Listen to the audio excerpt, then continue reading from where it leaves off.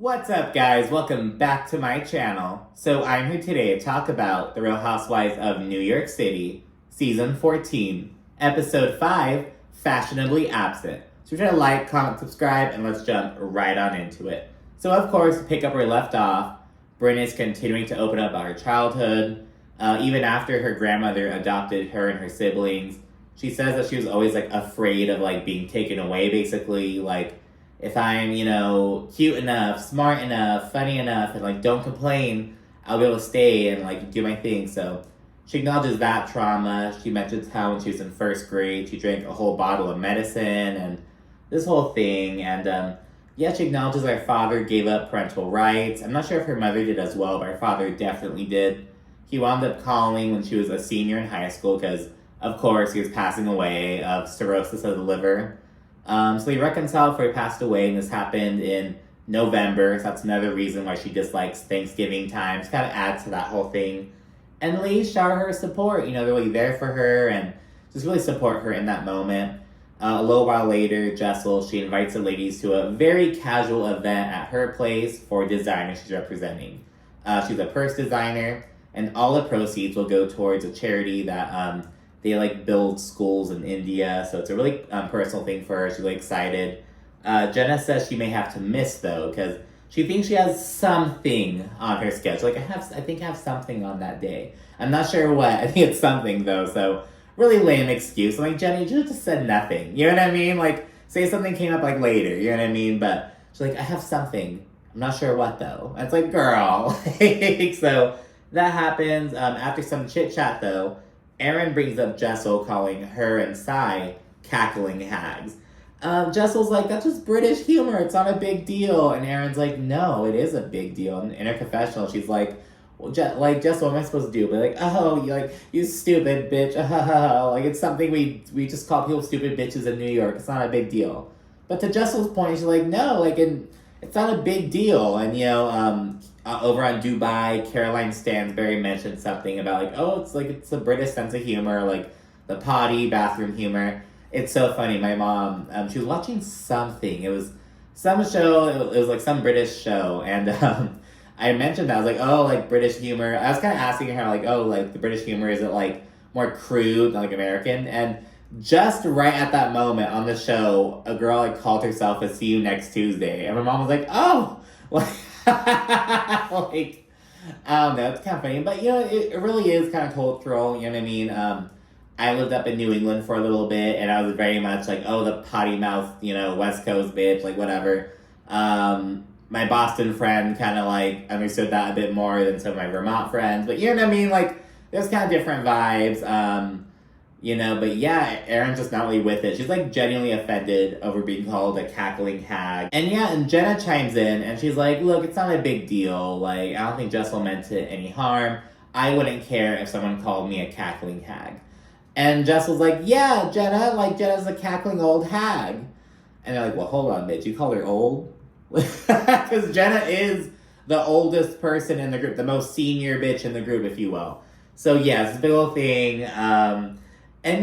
So people aren't really here for Jessel. And I don't get it. I love Jessel, to be honest. I'm really enjoying her.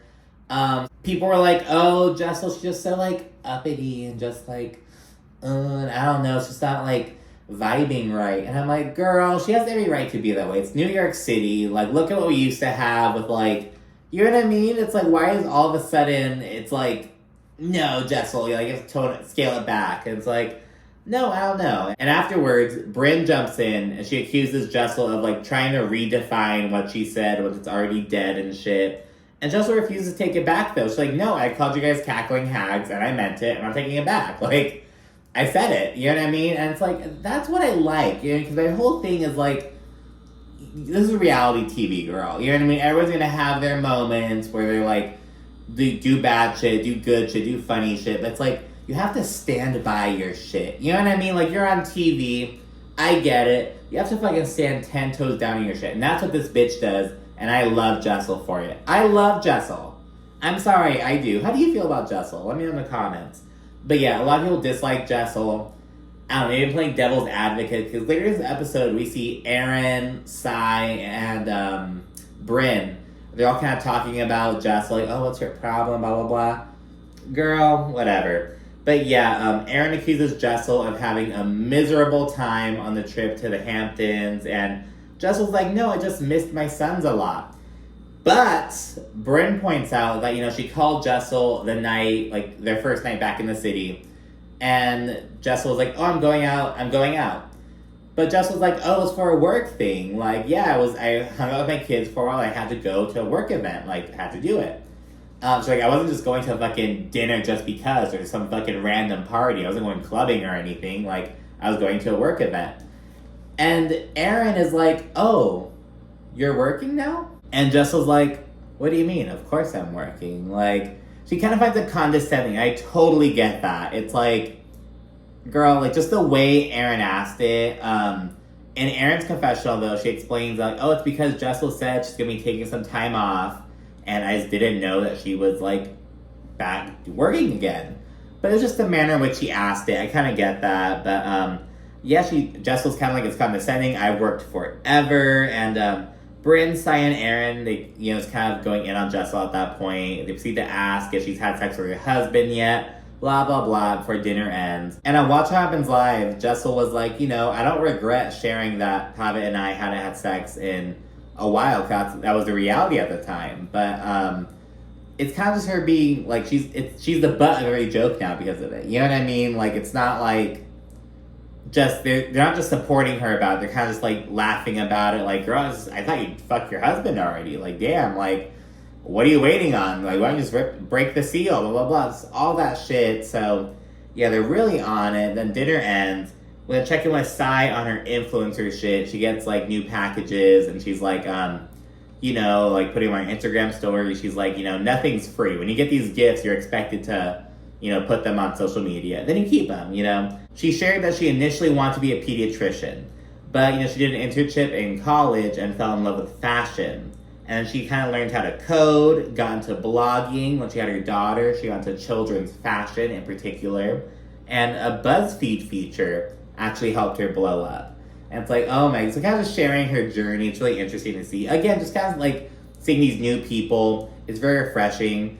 The same exact thing over on New Jersey. Like when, I have the same kind of vibe when we get to see Rachel Fuda's family. Everything like, oh, you get to meet new people, see new dynamics. It was just really refreshing. A breath of fresh air. I love it. Love this shit. We then get Jessel and Erin. They meet for coffee.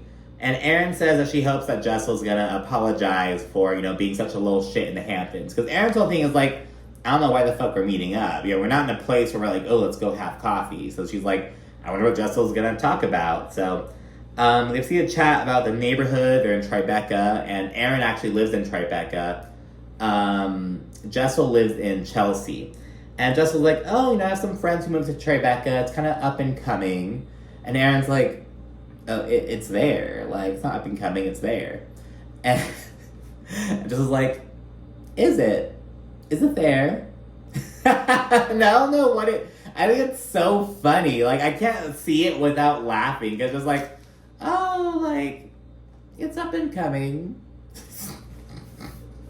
Erin did not like that shit. Erin was, because Erin lives there. She's a realtor. She knows it's expensive as fuck to, like, live there. But, yeah, Jessel's just being fucking shady for no reason. I love it. Love to see it. I feel like it has a lot of potential. Jessel then acknowledges that she just kind of wanted to check on Erin. Because, she wasn't like herself at the party, because of course she just buried her grandmother earlier that day. And Erin's like, well, yeah, I'm doing great, but, I just feel like we're very different people. And Erin says, she doesn't understand Jessel, and that, she kind of feels uncomfortable about that. She doesn't get Jessel. She doesn't really click with Jessel, it seems.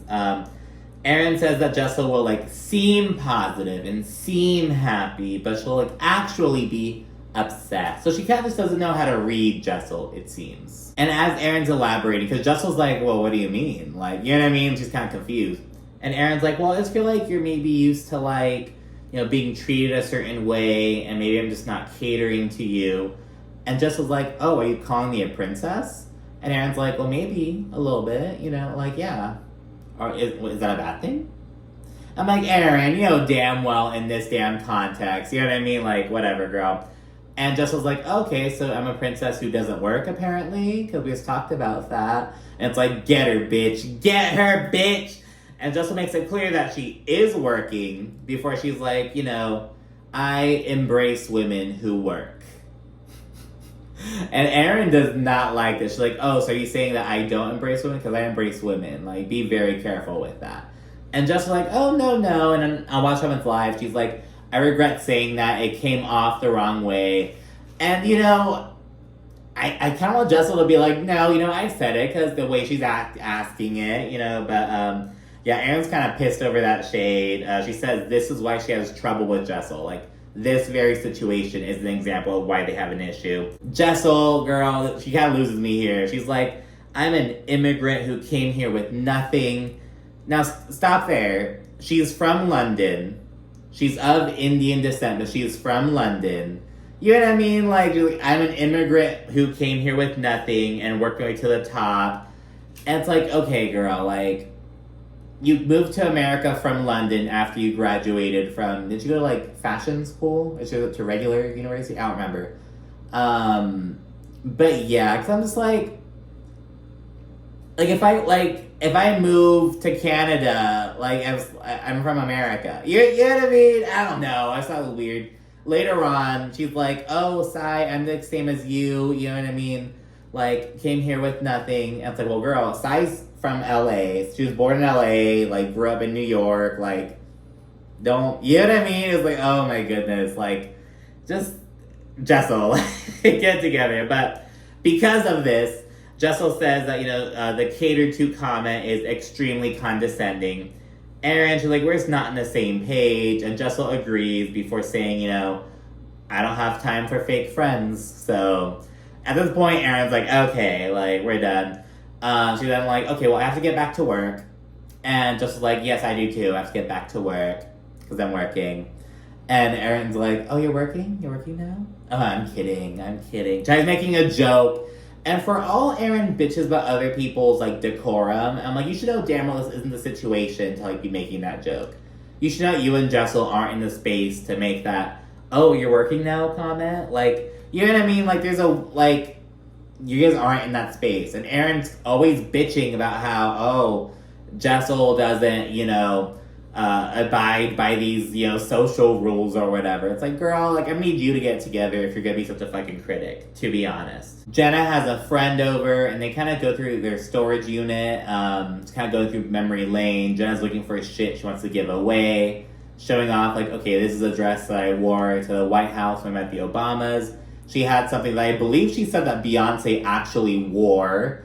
She went to some other pieces that she, met celebrities in. She loves, giving to new people who, want them. People who, she'll kind of be on Instagram showing off pieces or posting old photos, and people be like, ooh, I want that skirt, or ooh, I want that top. And she's like, I love giving them to people who, will want to use them. You know what I mean? They're just sitting around in my storage unit. So she kind of does that. Then we see Sai and Brynn. They meet up, and Brynn has a little traveling chess set. And it's so cute, because she's like, oh, when I was growing up, I always wanted to do these things. I wanted to do ballet, but we couldn't afford it. Shit like that. So she's like, now as an adult, I do everything I couldn't do back then. She's done, violin lessons, piano lessons. She learned how to play chess. She does fencing, all that shit. And I love it. It's so cool. It's such a cool approach to that. Straight up healing your inner child, basically. You know what I mean? So, really cute. Brynn then says that Jessel actually called her recently, and she said she was over the Hamptons bullshit, and she met up with Erin, and she didn't go into detail, though. So Brynn's like, well, bitch, I invited Erin over, with us so she can kind of spill the tea. Erin then rolls in. She says that talking to Jessel was like conversing with a chat bot. It was just you put something in and they spit out word salad, just a bunch of nonsense. I'm like, okay, Erin. I kind of like that, to be honest. With those AI bullshit, that's a good comparison. We then see Sai and Brynn's reactions to the whole Tribeca comment. They think it's hilarious. There's just the absurdity of it. You know what I mean? Erin continues speaking on her meetup with Jessel. It's kind of filling them in on the bullshit that we see as viewers. Brynn finds it funny that Jessel's so offended over the princess comment when she was just calling them cackling hags, you know what I mean? But it's like the man, like the context. She's like, oh, these cackling hags, so offhanded. And by the way, why if Jenna is gonna say, oh, I don't think she meant any harm by it, I don't think it's a big deal, why did you share what she said then? Like, it's not a fucking big deal. Because they didn't even ask her. They didn't ask Jenna, well, I mean, Erin kind of asked Jenna, like, if she said anything about her. You know what I mean? But Erin, like, I don't know, Jenna just didn't have to do it. You know what I mean? So, that's because she was, like, defending her later on. But, anyways. Brynn and Sai also say that Jessel doesn't take accountability for anything. And I'm like, well, hold on. Jessel takes accountability for everything. Now, taking accountability doesn't have to include apologizing. Now, Jessel hasn't apologized for shit, but she's like, yeah, I said it. She's owning that she said it. That's taking accountability.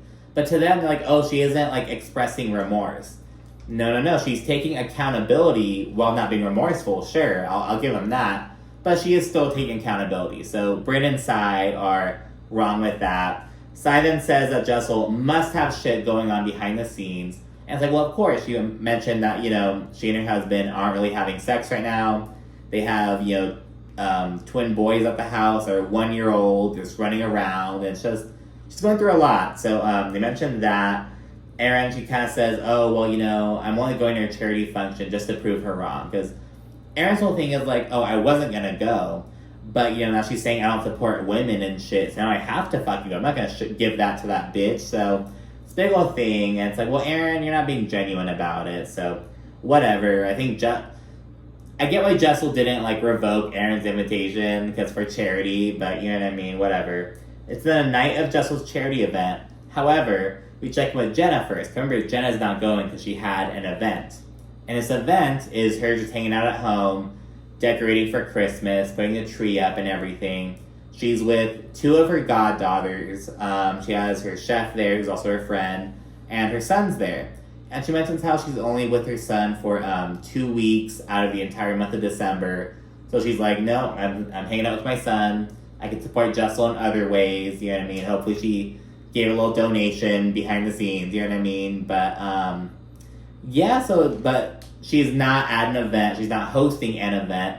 She's chilling with her family, which, you know, is fair and really cute to see. Jenna has a little moment, though, because the son and the chef, they're kind of, like, throwing these, like, little plush ornaments onto the fully decorated tree. And they're just kind of throwing them on. And Jenna's like, oh, no, oh, my gosh, no. Like, because they're, like, these glass ornaments. You know what I mean? Like, you know how it is. And they just totally disregard it. They're still doing it. And she's like, oh, my gosh. Like, it was kind of a funny moment. Jenna is so fucking stressed for a little bit. Then we see Jessel's party. People are pouring in. We see the editor for Paper Magazine. And oh my goodness, we were just talking about it. Because I'm a journalist. I write articles every day. So recently, Paper Magazine, they laid off their entire editorial staff. And we're kind of talking about it at work. You know, kind of in the little side group chat with my with the editorial team. Just kind of about how scary these times are right now. You know, a lot of publications are closing their editorial departments, laying people off. BuzzFeed News closed. All these different things. So it's kind of, it reminded me of that. It's really, really crazy times right now for my profession. We see Amazon's head of fashion direction, various entrepreneurs, various founders and heads of whatever. The former Vogue Arabia editor, who's also a princess. So yeah, pretty interesting. She has quite the crowd there.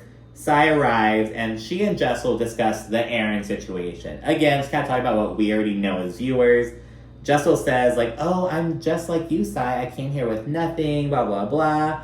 And it's like, girl, Sai's from LA, bitch. Like, I hope she means I came to New York City with nothing. You know what I mean? But even then, it's like, well, girl, you came with a college degree. You know what I mean? Like, you came with, like, prospects to, like, grow. You know what I mean? Like, granted, you know, like, you can be broke still, but, like, you have, like, you know what I mean? I don't know. Maybe I'm being too hard because, like, it's, like, because of my identity and kind of my perspective on the overall conversation, but Jessel's whole thing is like, girl, you are from London. And someone on Twitter dug up that she went to this, like, prestigious day school in London, allegedly. I don't know where they found that. I don't know if it was, like, on LinkedIn or if they fucking found, I don't know.